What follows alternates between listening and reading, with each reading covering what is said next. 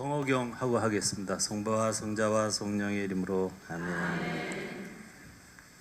정윤화 베드로 신부입니다.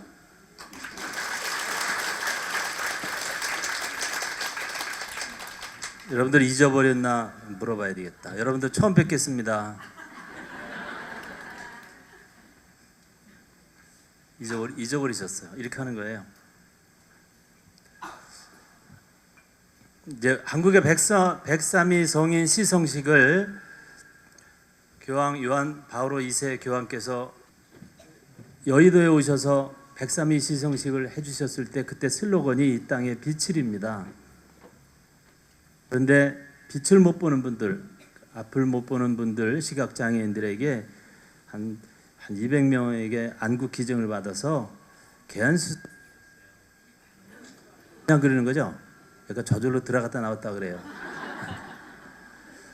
개안 수술을 해줬는데 남편도 시각장애인, 부인도 시각장애인 부부가 있었습니다. 이 사람들이 개안 안구 기증을 받아서 개안 수술해서 눈이 떠서 집에 돌아와 가지고 남편이 아내를 보고 처음으로 한 인사입니다. 처음 뵙겠습니다. 부인은 남편을 향해서 네, 말씀은 많이 들었습니다. 말씀 많이 들었잖아요. 이렇게 얘기를. 여러분들 처음 뵙겠습니다. 그렇게 잊어버리셨댔어. 오늘 감사에 대한 말씀 하느님 같이 듣는 가운데 하느님께서 은혜 내려 주시기 바랍니다.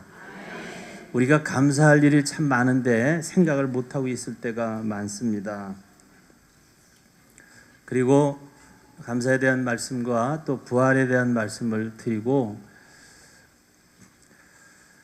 고린도전서 4장 7절에 이런 말씀이 있어요. 여러분들이 가지고 있는 것 중에서 하느님께로부터 받지 않은 것이 무엇이 있습니까? 그런데 왜 자기 것인 양 자랑합니까? 그런 말씀이 고린도전서 4장 7절에 있습니다.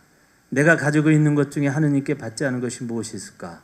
나는 이 세상에 알몸으로 나왔는데 내가 가지고 있는 명품 샤넬 핸드백이나 또 귀걸이 이런 것들도 다 여러분들이 입고 있는 구찌 옷도 다 마찬가지로 하느님께 받은 것입니다. 나는 이 세상에 아무것도 갖고 나오지 않았습니다. 그런데 왜 자기 것인 양 자랑합니까? 하는 대목이 고린도전서 4장 7절 이 말씀을 함께 묵상하겠습니다.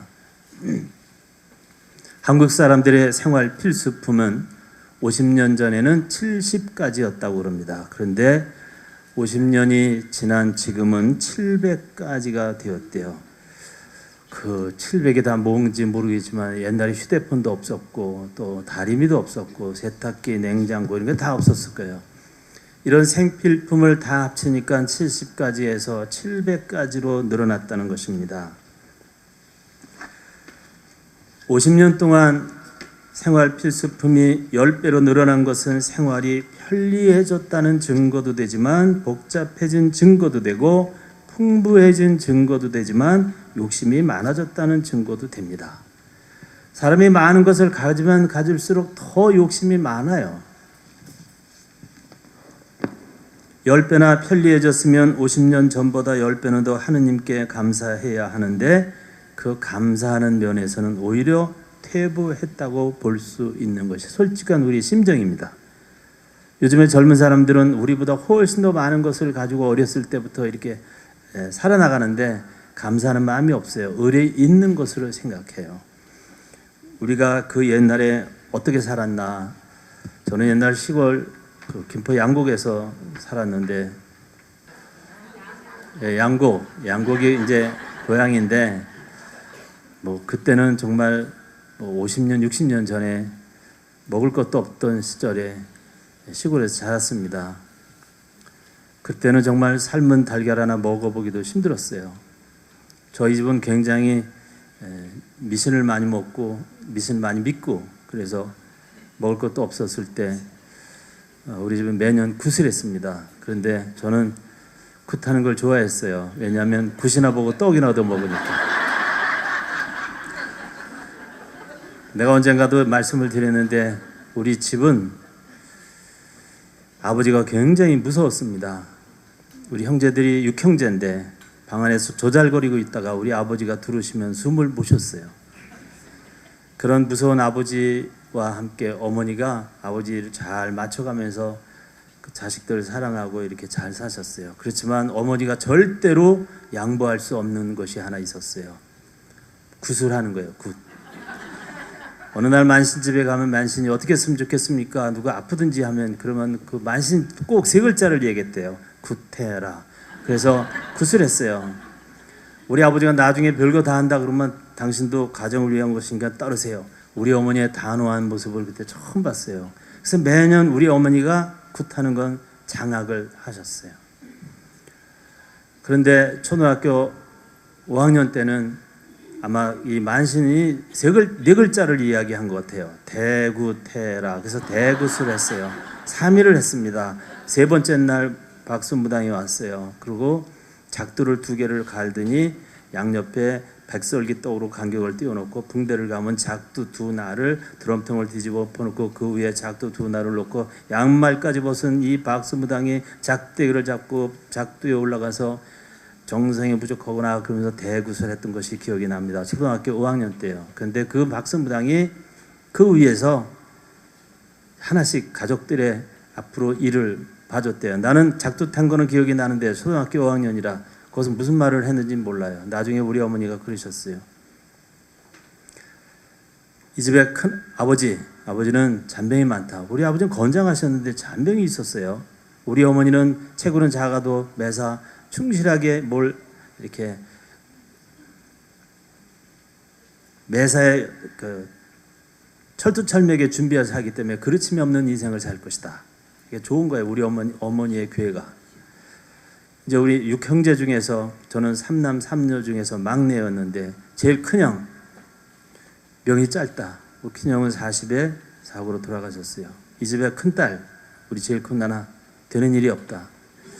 우리 큰 누나는 시집을 갔는데 아기를 못 낳았어요. 그래서 애 하나 데려다 키웠는데 얘가 말썽을 부려가지고 얘 때문에 인생이 그냥 다 70도 못해서 세상을 떠나셨습니다. 그리고 이제 제 앞에 왔어요. 이 집의 막내 아들 자식이 없다.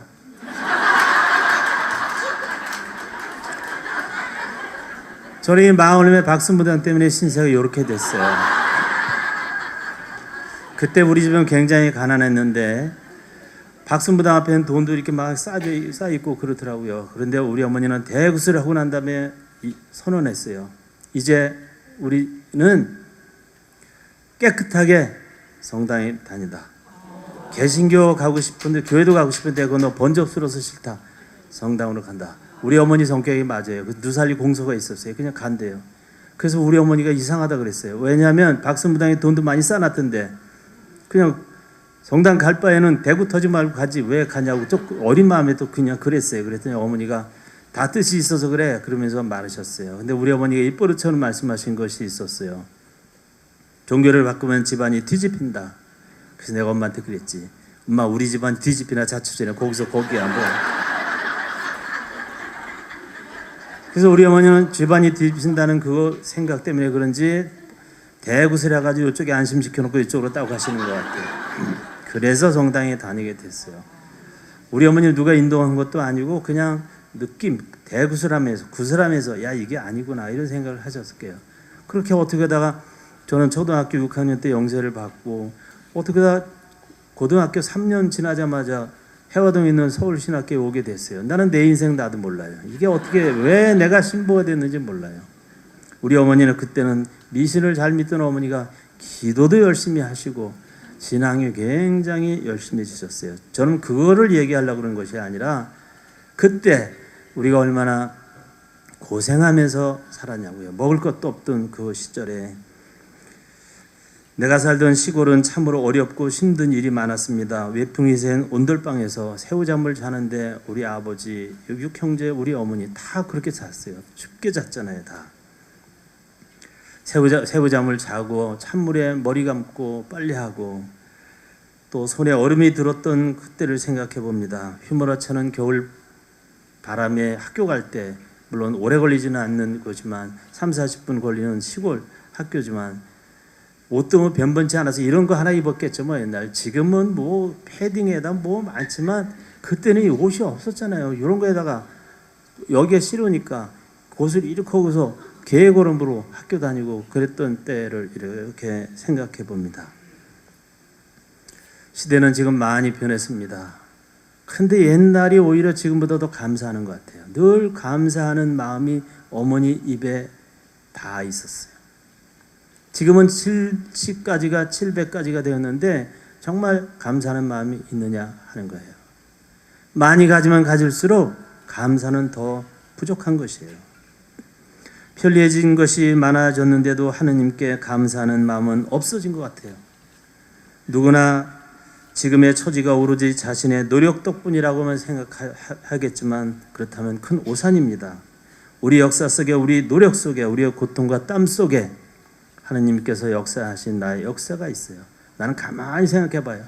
네가 어렸을 때 굿하는 집에서 이렇게 태어나고 막 그렇게 하다가 하느님을 알게 되고 신학교 들어오고 내가 용된 거예요. 내가 뭐 시골에서 뭐 어떻게 됐을지도 모르죠. 그래서 서울에 고등학교 때 서울로 이제 신학교로 왔지만 유학 온 거나 마찬가지고 내 인생을 이렇게 보면 하느님께 정말 감사하는 인생이에요. 이게 신부까지 됐어요. 내가 하느님을 믿고 하느님이 나한테 제시해 준 길이 컸구나. 미신을 믿다 그냥 굿하는 그 구석에서 놀다가 그냥 끝까지 그럴 수도 있지만 언젠가 하느님께서 우리 어머니를 인도해 주시고 이렇게 돼서 우리 동네가 시골 동네 100가구가 있는데 우리 어머니가 처음으로 이제 영세를 하게 됐어요. 누구 인도 받은 것도 아니에요. 우리 어머니 생각으로 그냥 굿하다 지쳐서 깨끗하게 성당 가자. 굿을 열심히 한 사람은 신앙도 열심히 해요. 그래서 우리 어머니가 영세하고 난 다음에 한 집 우리 큰어머니도 영세시키고 막 그랬어요. 우리 큰어머니도 6형제예요. 우리 같은 동네에 딱 2집밖에 없어요. 나는 집안이 없었어요. 근데 그 6형제 나만 빼놓고 다 결혼했으니까 이제 24명, 남 빼니까 12명이 결혼했으니까 24명이잖아. 남 빼니까 23명. 새끼 쳤잖아요. 구정 때, 추석 때 제가 집에 가서 미사합니다. 100% 조카들까지 다 손주들까지 다 영세를 했어요. 그래서 미사를 하면 80명이 영성체해.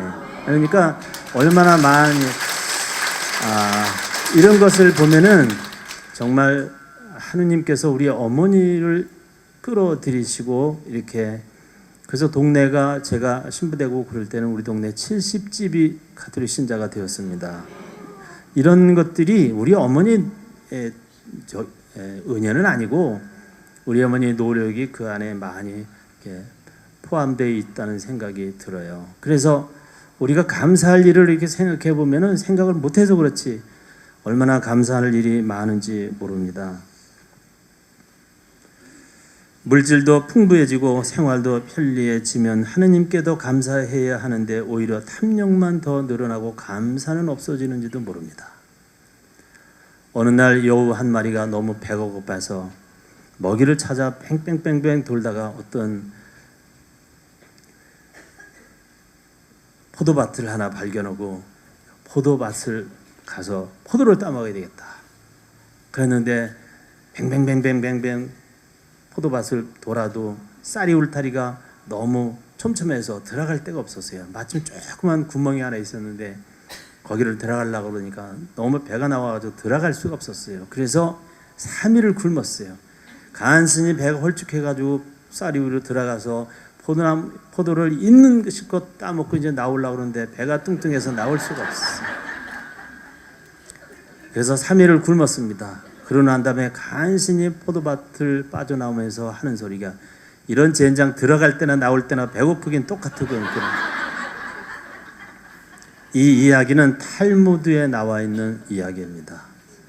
사실 우리가 탐욕을 부리지만 다 쓸 수가 없다는 거예요.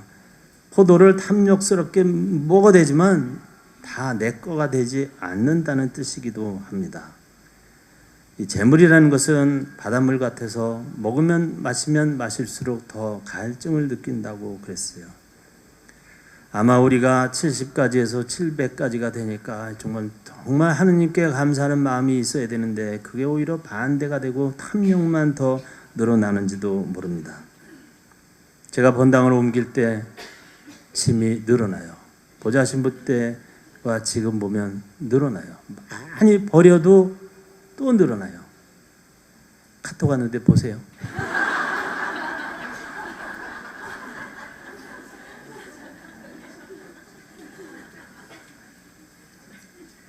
짐이 자꾸 늘어나요. 어떤 데는 버리기도 하지만 근데 보면 나한테 필요 없는 것들도 많고 괜히 산 것들도 있고 욕심 때문에 그런 것이 많다는 것을 이렇게 알게 됩니다. 어떤 신자가 추록이 이렇게 신령하는 걸 보고 혼자 사는 사람이 뭐 이렇게 짐이 많아요? 창피해가지고 이거요 거의 다 책이에요. 그렇게 변명을 하지만 다 사실 책은 아닙니다. 옛날에는 무슨 아코디언을 좋아해가지고 그걸 한다고 막 좋은 거를 사가지고 그냥 그거 한 번도 20년 동안 써보지도 않았는데 그걸 맨날 끌고 다녀. 언젠가 써먹을까 하고. 누구 주든지 하지. 딱 가져갈 데가 한 군데 있어요. 무덤 속에 그냥 껴 가져가야 돼. 이게 다 인간의 탐욕이에요. 짐이 늘어나요. 과감히 버리지만 안 버려지는 것들이 또 있어요. 이게 탐욕입니다. 가정방문을 가봅니다. 가서 기도하고 그 갑방에 이제 성수를 뿌린다고. 그래서 성수를 뿌리는데 그 자매님이 그 방 앞에 신부님 여기는 괜찮아요. 여기는 안 해도 돼요. 아주 춤을 춰 이렇게. 아 왜요? 거기 해야죠. 아니 왜 그러세요? 그냥 해야지. 신부님 여기는 하지 말고 다른 데는 다 하셔도 돼요. 이런 데일수록 더 해야죠. 그렇죠. 문 열어보잖아요. 거기 다 있어. 쓸어박아 놨어. 다. 거기 있는 거는 안 쓰는 것일지도 몰라요. 나한테 필요 없는 것인지도 몰라요. 이런 것들이 다 탐욕입니다. 이런 탐욕에는 감사고 모고가 있을 수가 없습니다. 다 얻었다고 생각하고 나면 또 다른 탐욕이 나타납니다. 부자가 되면 남도 도와야지 하는 사람을 봅니다. 그것은 늙었으니 죽어야지 하는 생각과 똑같습니다. 늙어갈수록 생에 대한 욕심이 더 많아요. 저도 늙어가니까 욕심이 많아졌어요. 생에 대한 욕심도 많아지고 아침에 여기 이렇게 아픈데 얘 이거 암 아니야? 그러면서 뭘 별 가진 거지 같은 생각을 다 하고 그렇게 욕심이 많아집니다. 9개 가진 사람이 1개 가진 사람 것을 탐하면 피도 눈물도 없는 놈이다 그렇게 생각할지 모르지만 9개 가진 사람이 더 욕심이 많아요. 원인도 모르고 치료 방법도 없었습니다. 가시철망 속에 갇혀 사는 상황에서 온 병이라 해서 가시철망병, bad wire sickness라고 이렇게 바가 가시철망 바가 와이어 바가 채워졌다, 들어쳐 있다 그런 뜻입니다.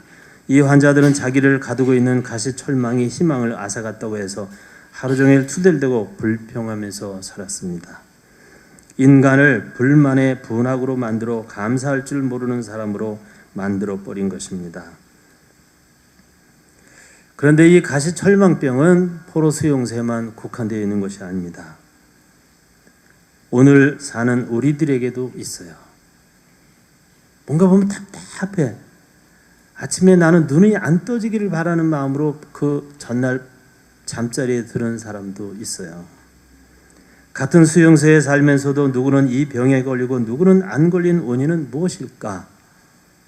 하루 종일 눈앞에 가시철망밖에 안 보인 사람은 병에 걸렸고 철망을 넘어서서 푸른 하늘도 보고 철망 밑에 핀 작은 들국화도 보고 고향도 그려보고 사랑하는 가족들을 생각하면서 내일을 꿈꿀 수 있는 사람들은 가시철망병에 걸려들지 않았습니다. 이게 바로 부활의 삶입니다.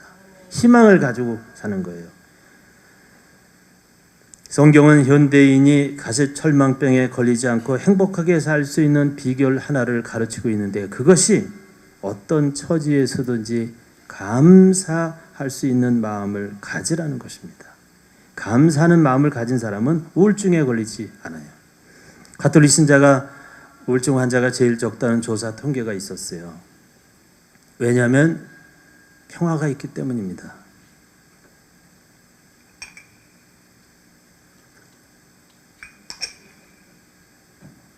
그 박수무당은 작두 위에서 막내 아들한테 너는 39살 넘어서 물 조심하라 그랬는데 자꾸 물을 마시네요.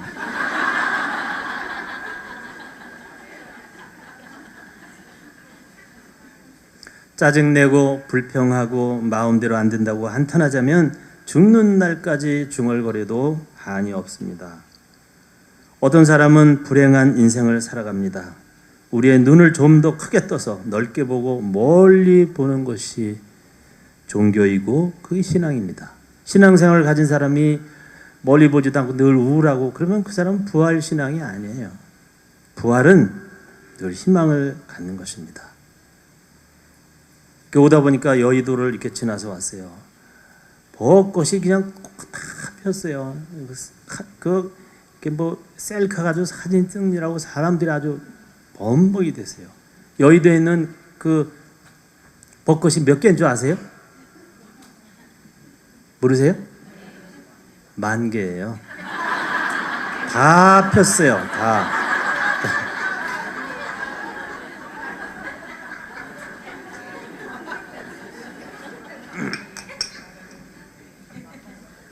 그 벚꽃은 정말 앙상한 가지였는데 겨울에 그게 어디서 이렇게 피어나는지 우리들도요 아주 힘들고 그랬지만 언젠가는 이렇게 피어나요. 그 희망을 가지고 살아야 되는데 그냥 가시 철망만 보고 사는 사람은 보는 눈이 닫혀져 있는 것입니다. 이런 사람은 신앙인이 아니고 부활신앙을 사는 사람이 아닙니다.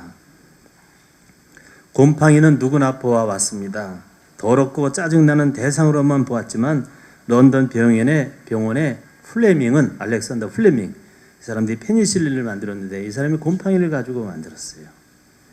수억의 생명을 이 사람이 구했어요. 이 곰팡이를 가지고 소용소에 갇혔다고 가시 철망만 보아서는 희망이 없습니다.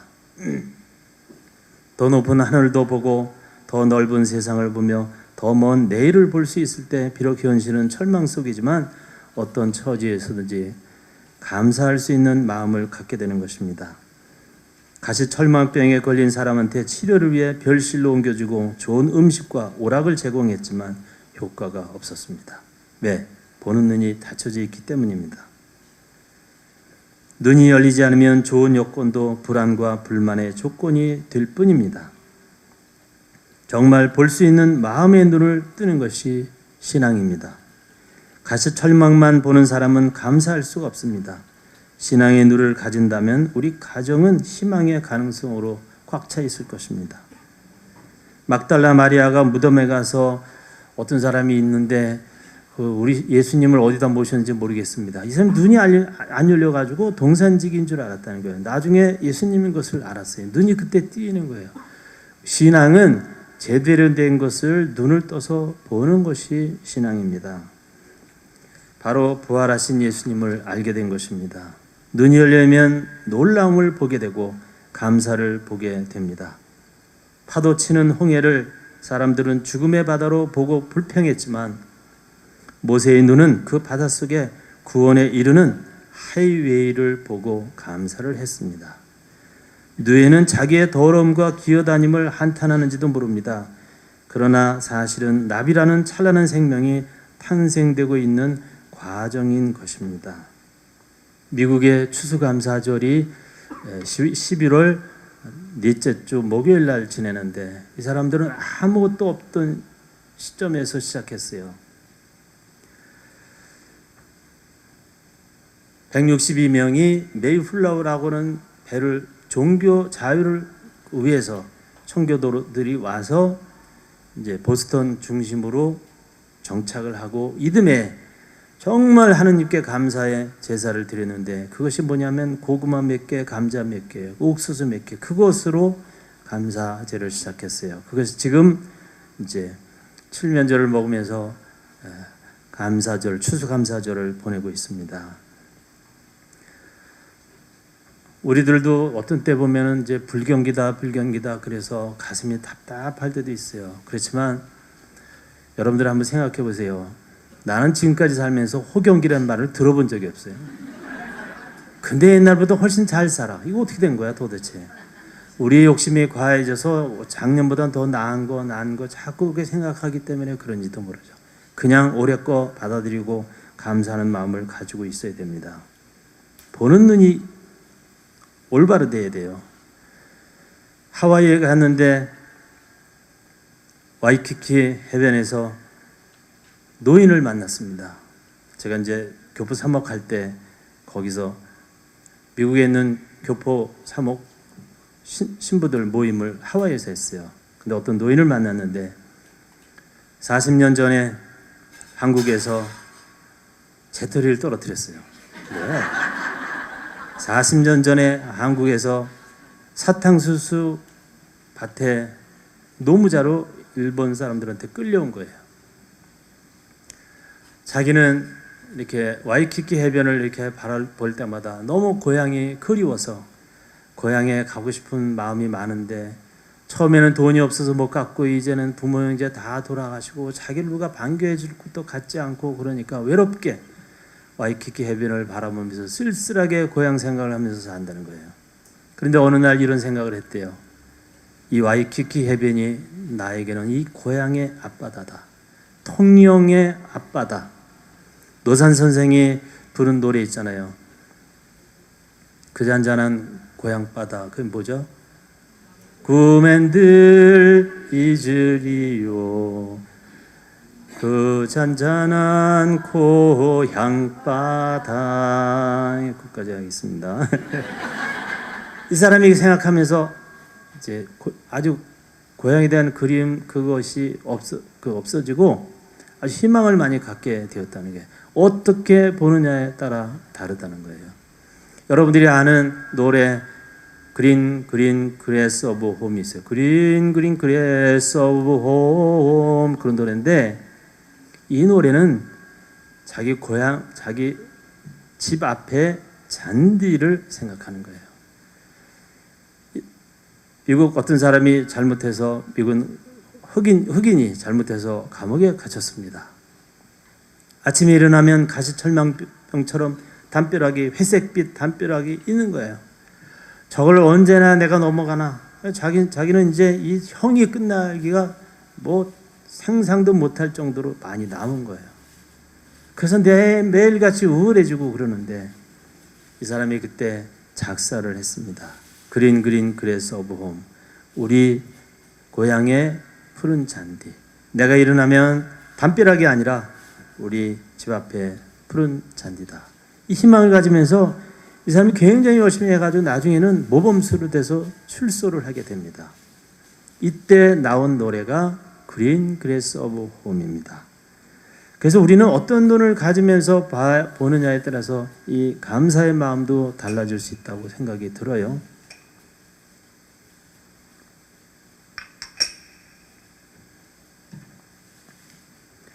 올 한 해 불경기 속에서도 나와 나의 가정에 주신 하느님 은혜가 많을 것입니다. 오늘은 그것을 감사드리는 것입니다.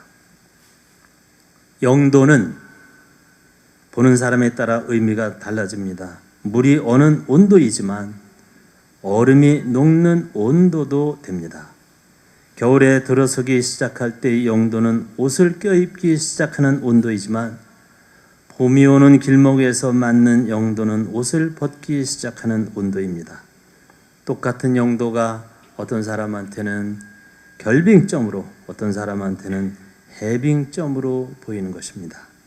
가시철망 너머에 있는 아름다운 꽃과 맑은 태양을 볼 줄 아는 사람은 감사할 줄 알고 하느님을 볼 줄 아는 신앙인이 되는 것입니다. 아까 벌레 얘기했는데 벌레에 대한 아재 개그를 하나 하겠습니다.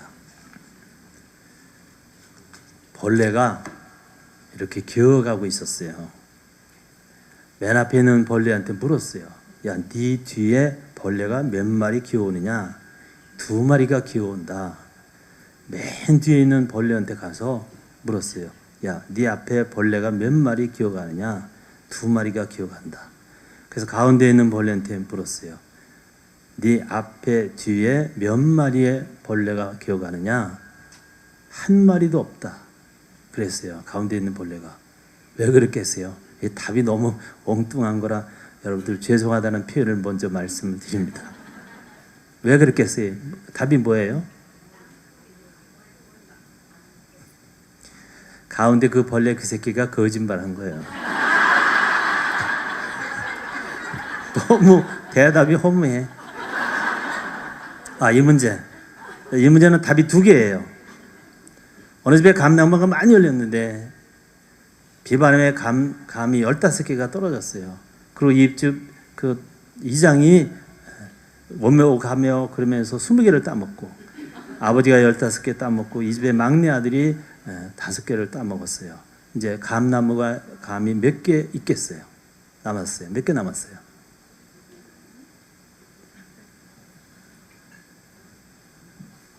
지금까지 이야기한 거 계속 숫자 더하고 있었어요? 몇 개 남았냐고요? 제가 여러분들을 그랬어요. 앞으로 근데 이 질문은 답이 2개예요. 그러니까 2개 남았어요. 2개. 내가 얘기했잖아요. 내가 이 다음의 질문은 답이 2개예요. 여러분들 속여서 죄송합니다. 거북이 3마리가 소풍을 갔습니다. 도시락을 싸가지고 아주 멋지게 차려입고 소풍을 떠났어요. 한참 가다가 보니까 비가 내리기 시작하는 거예요. 그래, 어떤 한 마리, 야, 우리가 뭘로 우산을 안 가져왔다. 그러면 우리 가위바위보에서 한 마리가 우산을 가지고 오기로 하고 우린 기다리고 가자.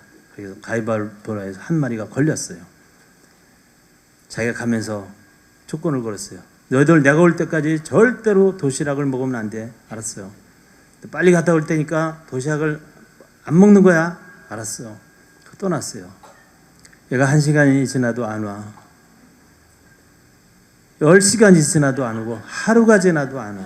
이틀이 지나도 안 와. 그래서 거북이 2마리가 야, 걔 늦어서 안 되겠다. 야, 우리끼리라도 이렇게 도시락을 먹자. 그리고 도시락을 이렇게 딱 먹으려고 피는데 나무 뒤에서 그따 오라면 안 갔다 올 거야. 그러면서.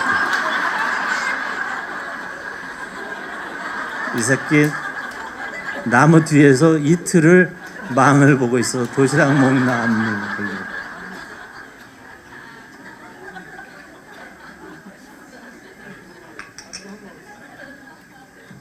이거 여러분들 다른 데서 하지 마세요. 별로 웃기지가 않아. 왜냐면 어느 분위기에서 하느냐에 따라 다르긴 하죠. 자, 그래서 이제 감사하는 마음은 내 보는 눈에 따라 달라진다. 그렇게 되어 있습니다. 오늘 복음을 보면은 엠마오로 가는 제자들에 대한 이야기가 나옵니다. 이것도 보는 눈에 해당하는 겁니다.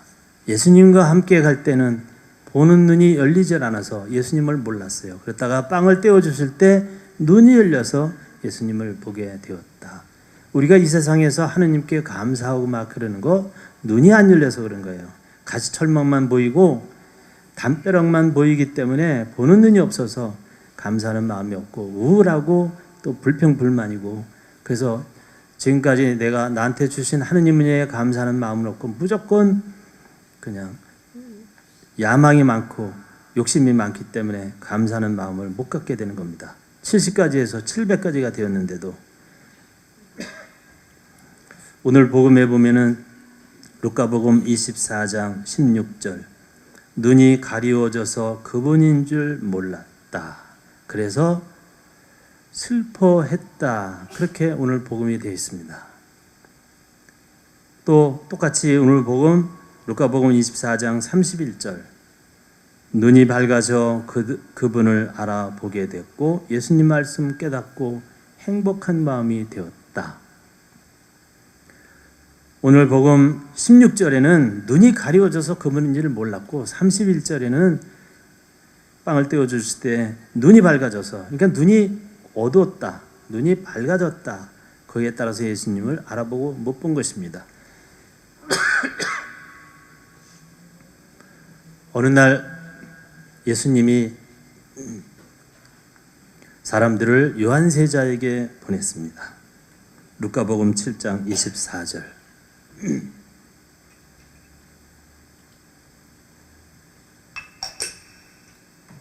나는 조금이라도 흥분돼가지고 목소리를 막 높이면 목이 막 이렇게 돼요. 그래서 목소리를 좀 작게 하거든요. 그때 나보고 메카리가 없다고. 그래서 메카리가 있으려고 해. 나도 노력했는데 이것밖에 안 된다고 그랬죠. 미국에 있을 때 신자들이 이제 성당이 미국 성당도 가고 가까운데 어떤 사람은 1시간 반 걸려서 오니까 시간이 없는 사람은 가까운 미국 성당에 가고 또 한국말 미사를 보고 싶은 사람은 이렇게 오기도 하고 들쭉날쭉합니다. 그래서 어떤 사람이 자기가 봉사하는 마음으로 그 고속 녹음 테이프 기계를 샀어요. 그래서 녹음을 했어요. 강론을. 그래서 뭐 한 100개를 고속으로 이렇게 지금이야 CD가 있지만 그전에는 그게 녹음 테이프잖아요. 이 음악을 1불씩 팔았어요. 그 공테이프가 90센트인데 1불 하니까 이게 그냥 드리는 거예요. 근데 사람들이 많이 사가더라고요. 어느 날 휴가 와가지고 우리 형님 차를 탔는데 우리 형님이 무슨 강론을 듣는데 보니까 내 이야기야, 내 목소리야. 아, 형님 내 목소리야? 이거 그렇대. 신부님이 하는 걸 누가 시카고에 있는 어떤 신자가 자기한테 줘가지고 자기 들고 다니는 거래. 근데 왜 이렇게 메카리가 없어? 내가 그랬더니 신부님 원래 메카리 없잖아요. 그래. 아, 그래도 형님 어떻게 무슨 말을 그렇게 정확하게 명확하게 그 메카리 있다고 그러지. 그래서 형님 내가 두고 봐. 이제 메카리 있게 할 거야. 딱 하고 그 다음부터 이제 시카 가서 막 힘차게 막 했어요. 어떤 신자한테 물었어요. 나 오늘 굉장히 활력차게 했죠? 그랬더니 똑같았어요. 똑같은 거예요. 예수님이 어느 날 요한세자가 사는 모습을 봐라. 그러면서 요한세자가 광야에서 들꿀을 먹으면서 가난한 사람 옷을 입고 사니까 동물의 옷을 입고 사니까 거기에 가서 보고 배워라. 그래서 광야에 내보냈어요. 그 사람들이 광야에 나갔던 사람들이 다시 예수님께 왔어요. 그것이 루카복음 7장 24절의 말씀이에요. 뭘 보러 나갔느냐? 이게 보는 거에 대한 거예요. 근데 뭘 보러 나갔느냐? 루카복음 7장 24절. 무엇을 보러 광야에 나갔느냐? 바람에 날리는 갈대냐? 무엇을 보러 나갔느냐? 부드러운 옷을 입은 사람이냐? 이 대목 여러분들 기억나시죠? 뭐냐? 광야에 요한세자를 보러 가는데 그 모습을 보러 가라 그랬는데 무엇을 봤냐? 바람에 흔들리는 갈대를 봤냐? 광야에 가면 다 갈대야. 그러니까 뭐 그냥 봐도 제대로 못 봤다는 얘기예요. 부드러운 옷을 입은 사람이냐? 그럼 왕궁이 있다. 그 요한세자가 그렇게 들꿀을 먹으면서 가난하고 이렇게 극기의 생활을 하는데 여러분들도 그렇게 해라 그랬는데 거기에서 뭘 봤느냐? 화려한 옷을 입은 사람을 봤느냐? 그건 왕궁에 있다. 하나는 잘못 봤다는 얘기고 하나는 아무것도 못 봤다는 이야기다. 그래서 우리가 뭘 볼 때 보는 눈에 따라서 신앙도 달라지는 거예요. 그 엠마오로 가던 두 제자들이 정말 보는 눈이 없어서 눈이 가려졌다가 보는 눈이 열렸을 때 신앙이 얻어진 것과 똑같습니다. 많은 사람이 요한세자의 설교를 들으려고 나갔지만 엉뚱한 것을 보았습니다. 가정생활에서, 사회생활에서, 성당생활에서 무엇을 보는가에 따라 나의 신앙이 결정됩니다. 감사로 보는가, 불평불만으로 보는가. 물 끓는 주전자를 무관심하게 본 사람은 많습니다. 그렇지만 와츠라고 하는 사람은 거기서 짐을 끌고 가는 증기 기관차를 발견하게 됩니다. 요즘에는 꽉 막힌 주전자 물 끓이면 그 물 끓은 거 잊어버리지 말라고 윙 소리 나고 해파로 구멍이 많아서 하잖아요. 그것을 보고 증기 기관차를 와츠는 만들었습니다. 번개를 보고 무서워한 사람은 많습니다. 그렇지만 프랭클린은 그 속에서 어둠을 밝힐 전기를 만들게 됩니다. 그래서 여러분들은 구원을 받기 위해서 내가 성당에 다닌다 그렇게 생각하세요. 이제 끝으로 미국 유치원 교사가 수기를 하나 썼어요. 무슨 수기냐면 팝콘이 튀잖아요. 그거에 대한 노래가 있어요. 팝이 터집니다. 팝이 터집니다. 막 그러면서 돌아가면서 이제 손잡고 막 노래 부르다가 선생님이 팝 그러면 그냥 콘 그러면서 홀짝 뛰는 그 게임이에요. 제일 먼저 뛰는 아이한테 상을 주는 거예요. 그리고 팝이 튑니다. 팝이 튑니다. 팝이 튑니다. 뭐 노래를 하다가 나중에 선생님이 팝 그러니까 아이들이 콘 그러면서 활짝 뛰는데 제일 먼저 뛰는 아이들도 있고 뭐 행동이 느린 애 늦게 뛰기도 하고. 근데 어떤 아이 하나는 밑으로 주저앉더래. 그래서 물었대요. 야, 너는 왜 위로 튀라니까 밑에 주저앉으냐? 그랬더니 자기는 튀겨지지 않는 팝콘이래.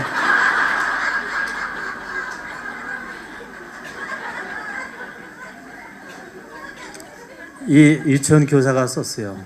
하필이면 얘는 왜 여기를 택했을까? 자기는 앞에 나서기도 싫고 남한테 피해주기도 싫고 늘 그늘에서 남한테 치워서 사는 사람이야. 그래서 이 아이는 어렸을 때부터 부모가 없든지 뭐 하여튼 그렇게 살았기 때문에 그냥 나는 안 튀겨지는 팝이라도 돼, 팝콘이라도 해야 되겠다 그랬다는 거예요. 이렇게 됐을 때 이렇게 문제가 참 크기도 하죠. 그래서 여러분들은 이제 보니까 이런 데 오신 분들은 본당에 그래도 중요한 열심한 분들이에요. 여러분들 선구자예요. 선구자는 앞에 나서지만 보이지 않게 나서는 거죠. 아주 나대면서 나서는 건 의미가 없어요. 겸손하게 선구자 역할을 하면서 신앙생활하고 밝게 신앙생활 하시기 바랍니다. 영광이 성부와 성자와 성령께 성부와 성자와 성령 이름으로 아멘. 감사합니다. 네, 감사합니다.